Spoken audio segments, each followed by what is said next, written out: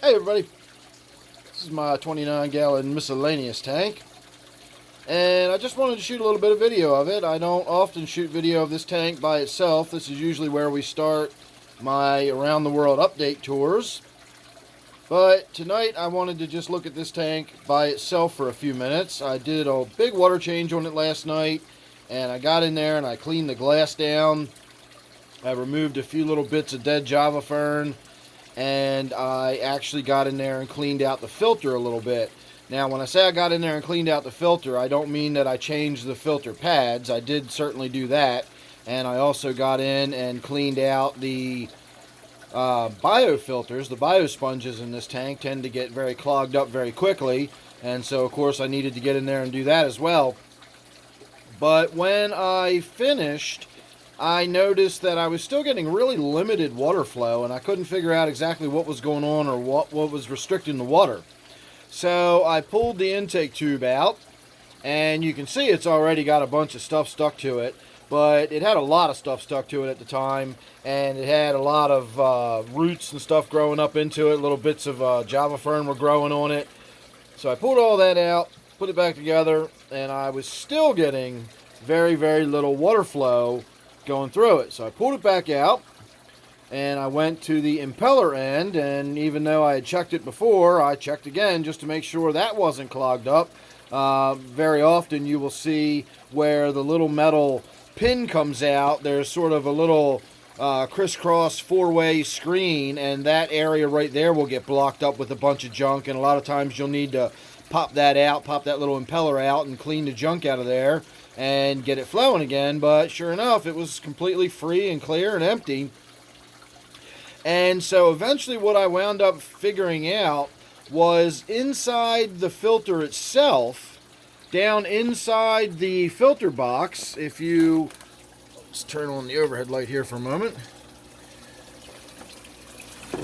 When you pull this out, the piece that goes down, obviously there's sort of a larger circle for it to go into, but at the very bottom is a small circle, and that's where the pin goes and creates, an axle for it to draw the water up, allows the impeller to spin.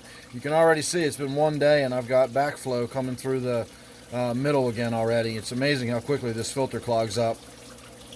So anyway, I got a bottle brush out and I stuck it down inside there and swirl it all around, and I got a bunch of junk out of there. And then when I put it back together, suddenly I'm getting full flow with the filter again. So for all the years this filter has been sitting there running, and it has been on this tank for years and years and years now, I'm really, really happy with this filter.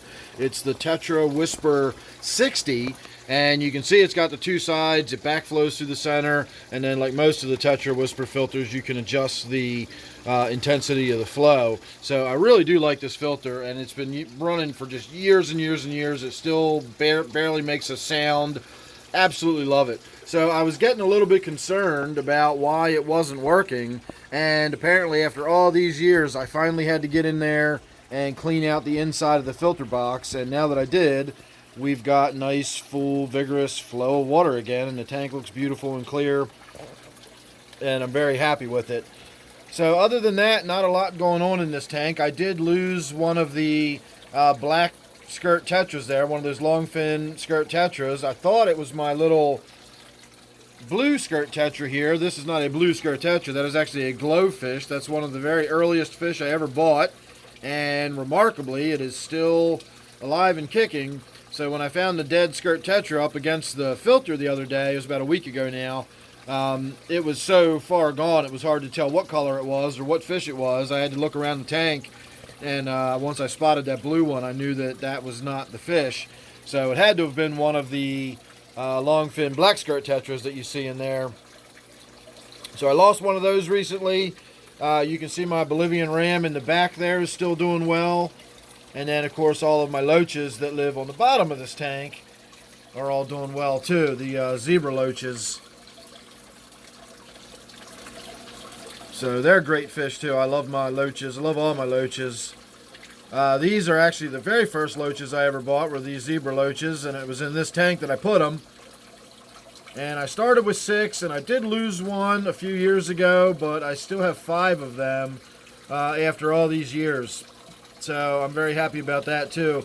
This tank has just ticked over like a clock for years and years now, despite it being one of my earliest tanks.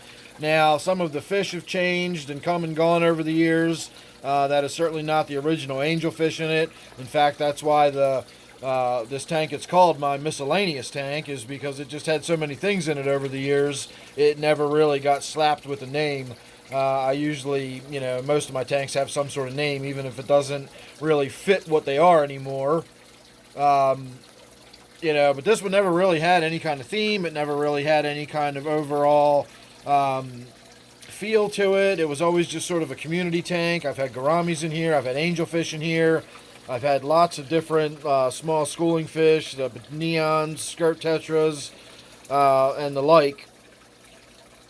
And as I said, over the years, it's just had lots and lots of different fish in there. Guppies, Corydoras, you name it. So, hence the miscellaneous tank.